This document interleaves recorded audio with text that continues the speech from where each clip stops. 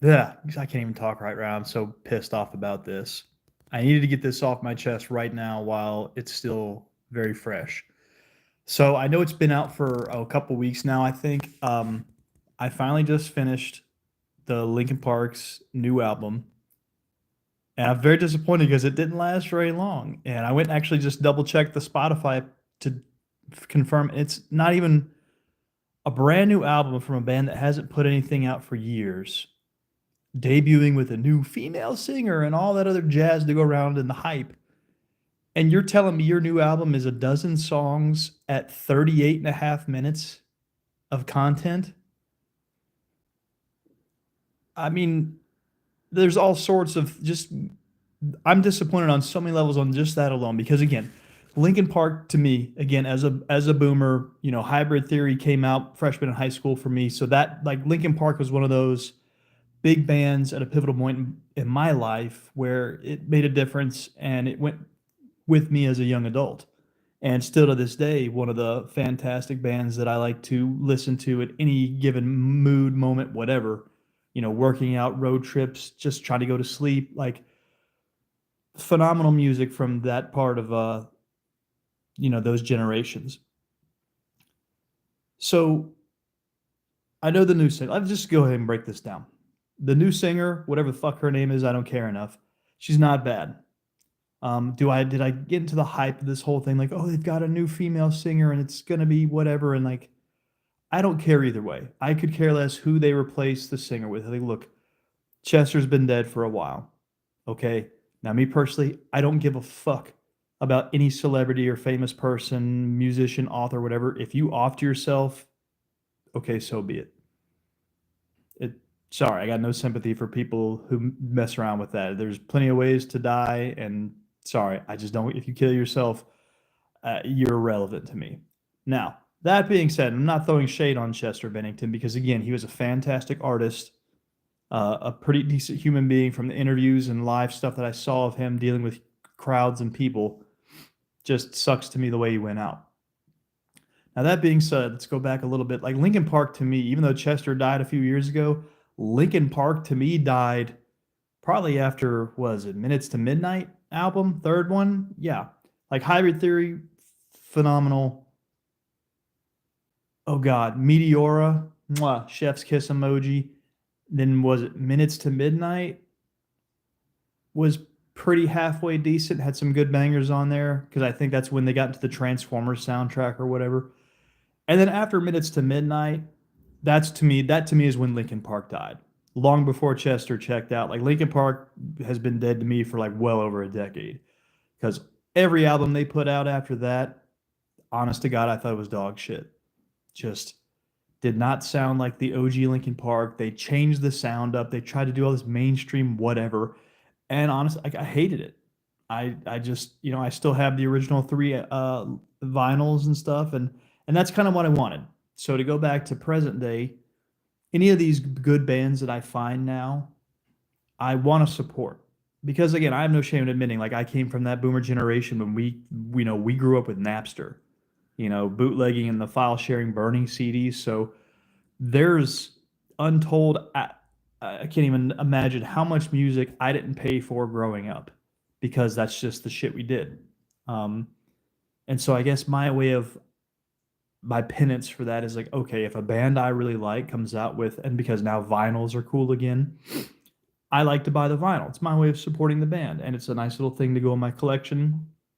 So, new Linkin Park is supposed to be coming out, and I'm like, you know what? Cool. I'll give it a shot. And I was about to order this vinyl. And now before I went on Amazon to buy this thing, it was like, oh shit, stream it. Obviously, stream it live. It was popped up on my Spotify feed. So I was like, oh, you know what? Before I go buy this thing, drop 40 or 50 bucks on it. Let's see if it's any good. Now, for the new album, like the three hit songs that have been published already, I like them. Was it Emptiness Inside or whatever? Like the three bangers that have already been out for a couple months, I enjoy them. Are they great? No. Do they remind me a little bit of Linkin Park from 20-ish years ago? A little bit, and in the good ways. So when I hear these hit songs from the new album, it's like a nostalgic feeling that takes me back 24 years. Um, and that's good because I think that's what music is supposed to do. Music is supposed to move you, just like any kind of art. There's supposed to be a movement, a reaction inside your body, soul, whatever you want to call it, emotions, mental. Like when you see something, hear something, smell it, whatever, and it just makes you stop everything and you just enjoy that sensation, whatever it might be. That to me is the sign of quality art, whatever form it may be. And that's how I've always viewed music. There's still songs to this day, like again, to me, like Metallica's "Nothing Else Matters." That song almost makes me want to cry because that is just it's a beautifully written piece. Whether you hear it in the original form, and if you really want to like fuck that stuff up, listen to the classical music version of some of Metallica's songs, and it is like you hear a symphony play Metallica, and that's art to me. Like that's Hans Zimmerman level shit. So some of these really cool bands that make some of these amazing songs that just like that's what they do to me. Like good music pauses me, and I have to stop, sit down, and just close my eyes and my earbuds in and just process that song. And then I normally listen to it about 2 more times after that because I used to play bass guitar, so my mind is already trying to digest like, okay, there's the bass line. Is it a 4 or 5 string bass in there? Are they drop detuned, whatever? And then I also like the drum and beat stuff, so I'm listening to the freaking beats and seeing that. And then about the third time listening to the song is when I actually will process the lyrics. And that's how I digest music. Everybody's process is different. I don't believe there's a right way. There are many ways to do it. That's just how I do. So again, the new Linkin Park stuff, 3 songs on that album I'll consider good because they made me stop and think about the old Linkin Park I loved growing up. Every other song on there was just like some kind of filler bullshit. It like it wasn't music, I guess. And then what sort of ruined it? This is what just pissed me off about this album was that after almost every track, like I get it, you got the female singer, cool, she's good. I think there's way better female metal artists out there. But I'm not knocking her. She's got a good voice. But at the end of all these tracks, there's always like a few seconds of like a skit. And it's like they're making fun of her. Like she's like, oh, 0 hour, huh? Like return coming from 0. Like she doesn't understand. And they're, you hear Mike Shinoda talking like they're making fun of her.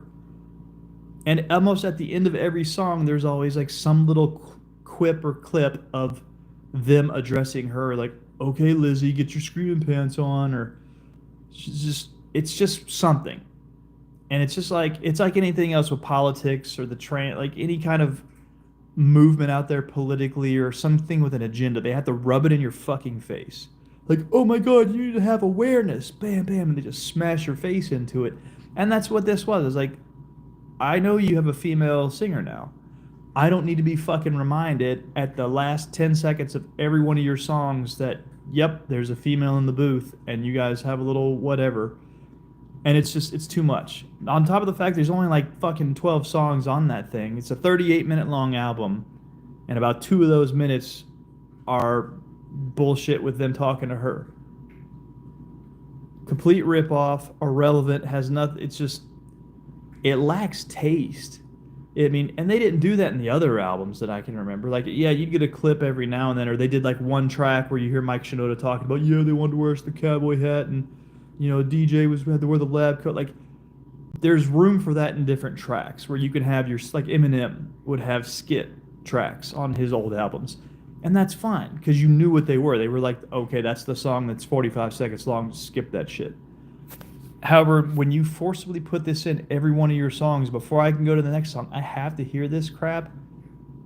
It's garbage.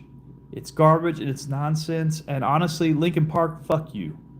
Okay, that's really how I feel it. Just, you're shit. You are no longer the band you once were. You're not even close. You made a good attempt. Again, out of the 12 songs on this album, There are 3 of them that I actually have on my playlist right now that I'm like, they sound good. They bump. All right, I can vibe with this. I like driving to it, working out to it. They sound good. But as far as like you want to charge full album price for a 38-minute long CD, like what the fuck is that? This is supposed to be your epic return. Linkin Park. Chester's been dead for a long time. We have a new singer and we're coming back into the mainstream and let's get all the boomers riled up. Like there should have been like an epic like 2 CD, you know, and in case you guys didn't know that, like we used to actually have CDs. And if a band had some good shit, like you would get 2 CDs in an album. And that was really cool because you'd have like the main tracks and then they'd have the bonus version or like a cappella stuff or the instrument only kind of shit or your mixtape stuff. And that was legit. That was fucking awesome. That's when you got your bang for your buck. Super cool. Just like when you used to buy a DVD, you got the DVD with extras and all that other director's cut shit. So this is the kind of expectation that I feel I had for this. But instead, it's like all your good songs you already put out on your hit list on Spotify for months. And then you just baited all these people into buying a shitty album. And I'm sorry. And another band like this that makes me think, Falling in Reverse, which I could do a whole nother video on Ronnie Radke and his dumb shit. Like, you guys are putting out hit singles just for YouTube clicks and your Twitch account for the last years. And then you finally made an album a month or so ago with most of those songs on there. It's like, why would I buy your album when I've already heard half these tracks for the last 5 years because you put them out on YouTube? So again, some of these mainstream bands, the way they're doing shit, and I feel Linkin Park just walked right into that same blueprint, and it was unimpressive. It wasn't good. And again, I feel they had a lot of potential because the new singer, whatever her fucking name is, she is not bad, and there's a lot of potential there. I think when they try to make her do her screaming shit to sound like a metal singer, she's not there. Like there's a whole lot of way better metal female singers out there that can fucking scream and belt that shit out. She's not even in the same league as them. Not even remotely close. But on the higher end stuff where she's doing like the more melodic, she sounded good. And I'm like, that's where she needs to be at. That's honest to God. If you give me an album with some of that in there, Mike Shinoda doing his thing because he's a phenomenal. Like in case Mike Shinoda, he also has a thing called Fort Minor, and he's a fucking brilliant rapper. His lyrics, I still to this day like his first album with Fort Minor, man, was freaking brilliant because he's a phenomenal writer. He's intelligent, he's extremely clever, and he writes amazing lyrics.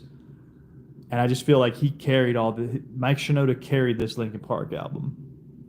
Because without him in it, the lyrics, it would have just been meh. So I don't know, guys. I just needed to get this off my chest because I just listened to the album in its entirety twice. And I'm like, nope, take this off Spotify. Give me the 3 banger songs that I like, and this album can go fuck itself because it just wasn't there. And it's so disappointing me because it's Linkin Park. Again, it's one of my childhood, I don't call it childhood, but like my freshman in high school when I discovered them. And like this was a band I wanted so much for, that meant so much to me in that stage of life.